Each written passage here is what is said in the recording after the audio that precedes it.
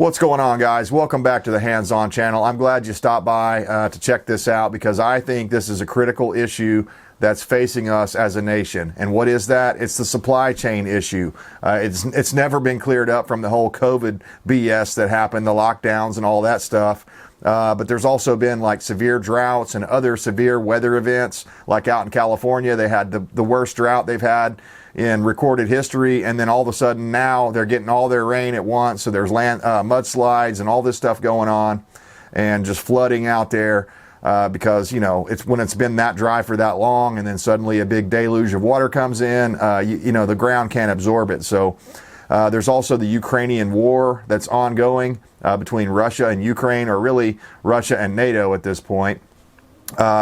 And there's also the fertilizer shortages that are also tied into the Ukrainian war and all that stuff. But I wanted to tell you guys of 11 different things my wife and I are focusing on this year, because I think probably by springtime, maybe middle of summer, these things are going to be either so expensive you just won't even buy them anymore, or unavailable. And I think we'll see a lot more empty shelves, you know, at our stores when we go in there. It may not be the entire store is cleaned out, but there'll be sections that are completely empty by the end of 2023 summer. So let's get into this, and I'll tell you the things that we're focusing on here at my homestead just to try to hedge against inflation and or shortages that are coming.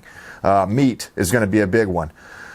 Beef, pork, and chicken are all on my radar right now. And the reason that pork and chicken are on my radar is because I think beef, the chickens are going to come home to roost on the beef prices. I think this year you're not going to be able to afford to buy a steak anymore, or maybe only on a rare occasion, because the prices are fixing to go through the roof on every kind of beef product you can think of. And part of the thing that's brought that on is last year there were severe droughts all across the United States, mainly from about the middle of the United States to the west. The eastern United States didn't have as many problems with the droughts, but central United States on westward, people were taking their cows in way early, their feeder cattle and stuff like that. They were bringing them in underweight and stuff just because they didn't want to have to pay for the hay bill.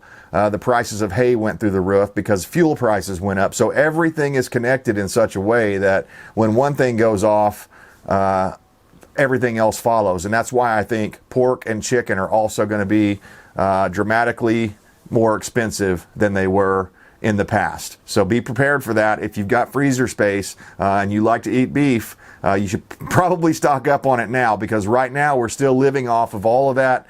All of those cows that were taken in to slaughter early are all on the market right now, and we're all consuming all of that stuff right now.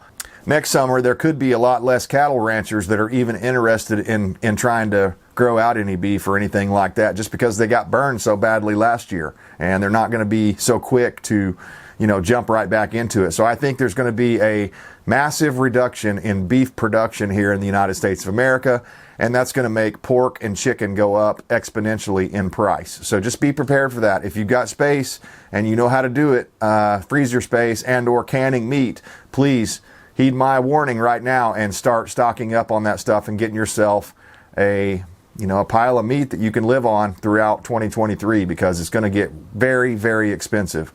Number 2, eggs. We've already seen this. If you guys go and buy eggs, you've probably already seen it. Even in my state, which is a pretty heavily agriculture-minded state, egg prices have more than doubled. I mean, I'm going to say they're probably 3 times at this point, 3 times the price they were before the COVID lockdowns and all that stuff disrupted everything. Now they're saying the bird flu is going around, the avian flu and all this stuff, and maybe it is, but you fool me once, shame on you. You fool me twice, shame on me. And what George Bush say? You don't get fooled again, right? Something like that. Anyway, I'm not so sure about this bird flu. Let's put it this way. I have my doubts about it. I'm not saying it doesn't exist or it's never happened or anything. I doubt the severity is to the level that the CDC is making it out to be. And I think it's an excuse for them to implement Biden's plan, which was to get us off of meat. He said that when he first came into office, one of his goals was to reduce the consumption of beef, pork, and chicken in the United States of America, because they think that that's, you know, contributing to greenhouse gases and extra carbon in the atmosphere, or whatever other frou-frou, you know, liberal BS they're going to pull on you that day. They're going to blame it on that. So anyway, they've clearly stated that they want to do this, and now it's happening. So eggs are in short supply right now. They're hard to come by. When you can find them, they're going to be $6 or $7 or $8 or $10 a dozen. It's just unbelievable right now. And I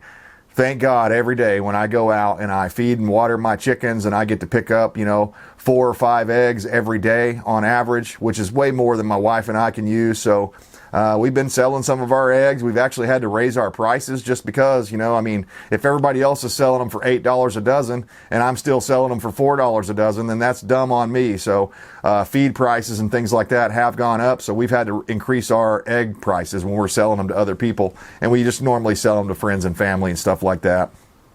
Number 3 on the list here, butter. There have been a lot of labor shortages, especially during the whole COVID lockdowns and stuff, that caused a lot of the initial butter shortages. And you've seen butter is one of the highest inflated products that there is. It was something like 25% or something that butter by itself has gone up. And, you know, not all butter is created equal. A lot of it's made out of oil and stuff. I think that's margarine. But they've had a reduced milk production also because of the COVID, because of not being able to get the proper labor to come in there and help work these dairy farms. There's been reduced milk production. So along with butter, you might see some massive increases in your milk prices at the store next time you go, because it's just, all of this stuff is converging to a point where people will starve. I'm not saying everybody's going to starve. I'm saying the people that are, you know, maybe lower middle class and down will certainly have to make some sacrifices. If you're in the bottom rungs of our society and just barely making it, those are the people that could be facing starvation. So a lot of people that are just, you know, I mean, I'm sure you guys remember when you first moved out of your mom and dad's house and, you know, you got your first crappy apartment or whatever, and you could just barely pay your bills because, you know, you're just entering the workforce. So you're not getting paid a lot of money. Those are the kinds of people, and I've been there myself, those are the kinds of people that are going to suffer the worst. So be prepared. If you can stock up on butter, do it. Number 4, cooking oil and olive oil. So I didn't realize this, but 70% of the world's oil supply, like, you know, vegetable oil, cooking oil, olive oil, sunflower seed oil, all of that stuff, 70% of it comes from Russia and Ukraine. And guess what's happening right now? Massive war. No one's calling or ushering in peace deals or anything like that. In fact, several times, the Biden administration and NATO have thwarted any peace deals and peace talks that they could have had with Russia. So I don't really quite understand that, and I don't understand what happened to the diplomats that want to, you know, bring in peace, but they're no longer around.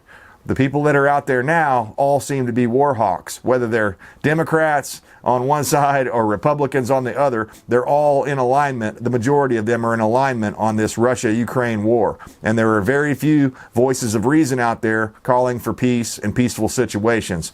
But yeah, Russia made almost 20% of the sunflower seed oil in 2022. So, I mean, that's a big deal. Our cooking oils, vegetable oils, things like that. And again, I'm not saying you won't be able to find them, but if it normally costs you $3 to $5 for a bottle, it may cost you $10 to $15 for that same bottle. So it'd be a good idea to hedge against inflation and go out and buy some oil right now and store it in a safe, proper way. It should last you all throughout the year 2023.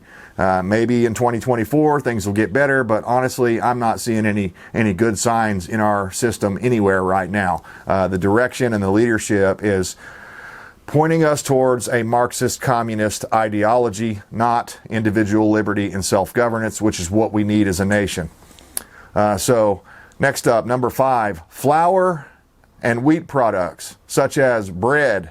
You know, that wonderful stuff. Nothing better. It's the best thing since sliced bread, they used to say. Well, the best thing since sliced bread may not be available anymore in the abundance that it is now because of, again, the Ukrainian-Russian war that's ongoing right now. The war between Russia and NATO that's ongoing right now.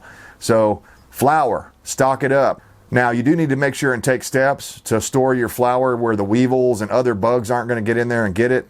You could get some diatomaceous earth. You could store it in like, totes and things that are airtight and things like that. Keep it out of the sun, keep it in a cool climate. It'll last you certainly throughout 2023, but I would certainly be stocking up on that as much as you can, because so many things are made from these basic ingredients: eggs, butter, cooking oil, flour. I mean, these are the basic things that we have to have, the staples. Number 6, this is another big one: corn. Farmers planted less in 2022, so expect to pay more. Again, you could look at the droughts, the different things, weather anomalies, different things like that. I don't want to say climate change. Of course, the climate is always changing, but it's not the climate change in the way the left means it. I mean, it's just some natural cycle we're going through right now where, maybe we're in 10 years of drought right now, and then 10 years later, we'll be in 10 years of floods and tsunamis and other weird things like that we wouldn't expect. It's just the earth operates in a cyclical fashion, and it's going to go through cycles of hot, dry, cold, things like that, right? I mean, it's going to happen. It's the nature of the beast. But corn, I mean, so many things. Our animal feed, the chicken feed that I feed my chickens, there's a lot of corn in that. There's a lot of corn, I believe. I'm not sure about the rabbit feed. I think it's mostly hay and alfalfa and stuff like that.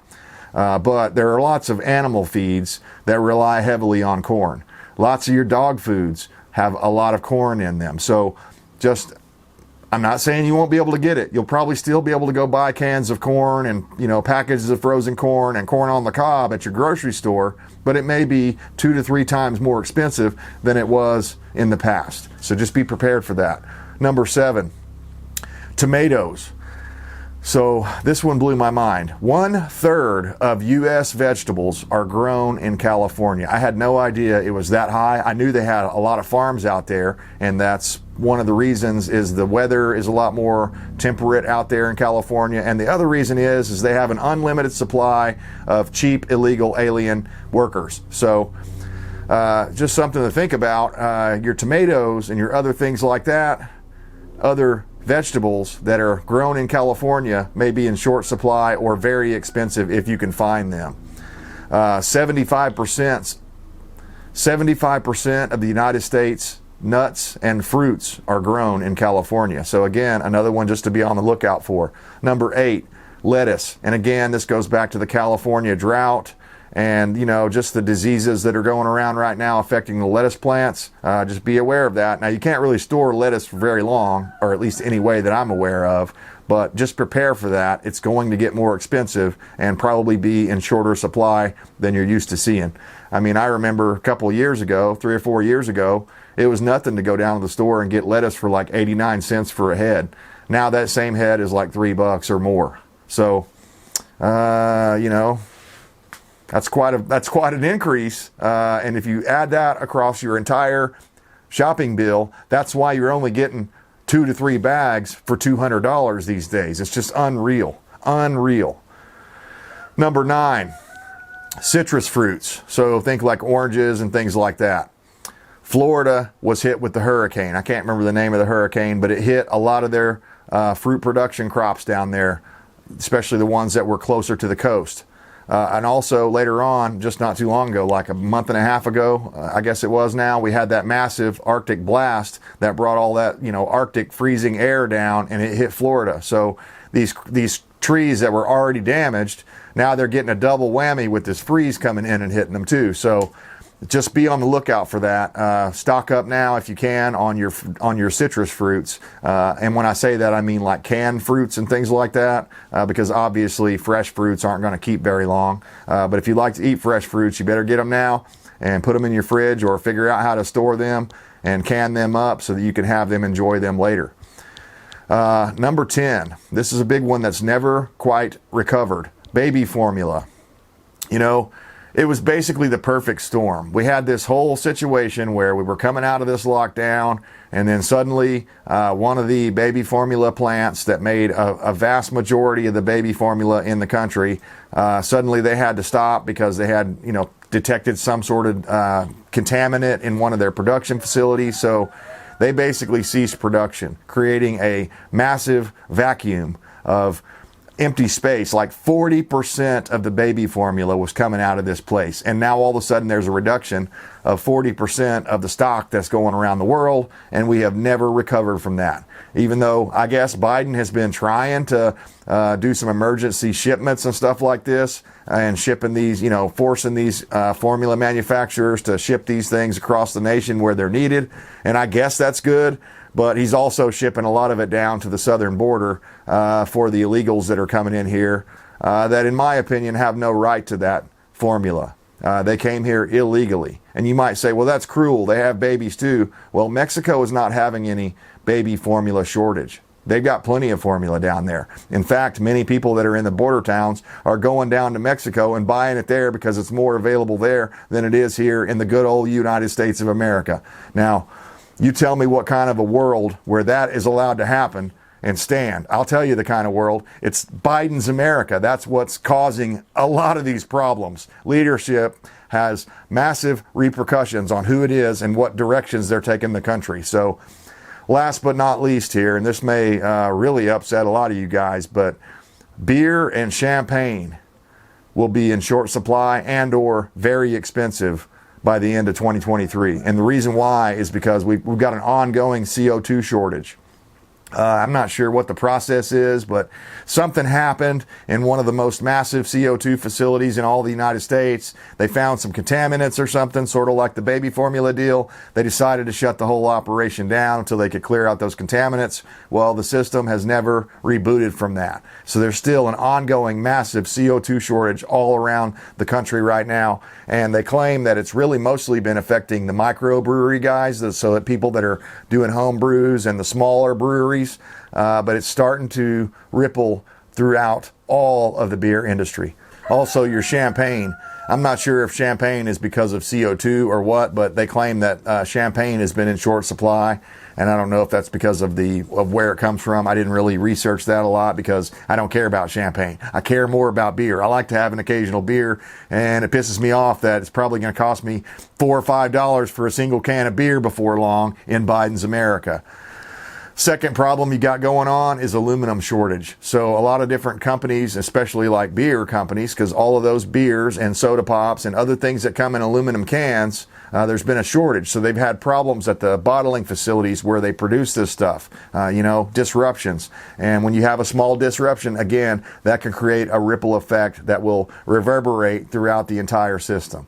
So guys, there are 11 things that my wife and I are working on right now to stock up on, to stave off possible famine, to stave off the massive inflation that's coming down the pipeline, coming to get every one of us.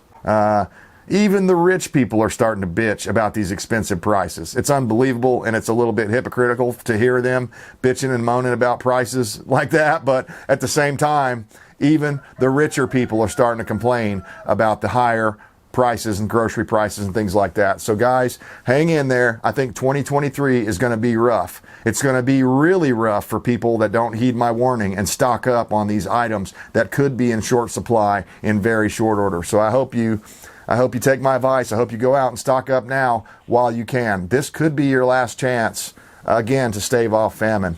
And I don't think any of us wants to starve to death. So I think we're all in alignment there. Whether you voted for Trump or Biden, I'm pretty sure you don't want to starve to death. Surely you don't believe in your politics that much that you would actually want to starve to death to prove your political point. I know I certainly don't. So guys, let me know what you think. Do you see anything else locally at your stores that you're worried about in the future? I didn't really mention animal feed, but that's kind of a bonus one here. I guess we'll call that number 12, animal feed. And, I've got rabbits, I've got chickens. We're talking about getting into quail, maybe even some Nigerian goats or something like that, the dwarf goats, the small ones. We've thought about that because I think I could get away with, kind of hiding them in my backyard over here and maybe, I'm telling you, I'm thinking outside of the box. I'm thinking of what can I do, even though my wife and I own 100 acres that we're trying to develop into a homestead. Right now we're on this 1.5 acres or just under 2 acres here, and I'm trying to get the maximum amount of production that I can achieve here on my small footprint before SHTF comes. Because when people start starving, they're going to start stealing from other people that they think have things. So just be warned, guys. I mean, crime's going to go through the roof. I mean, you know, again, people's attitudes are a lot different when they can't afford to fill their belly. Right now, we've got bread and circus keeping everybody, you know, from killing each other. What happens when that bread runs out? What happens when people wake up and realize the circus is not helping them in any way? I don't know. These are questions I ask myself every night when I'm falling asleep. I appreciate you guys tuning in. Let me know what you're looking out for in 2023. Hit me up in the comments. Hit the thumbs up if you like it. Subscribe if you want to see more videos like this. And until then, we'll see you next time.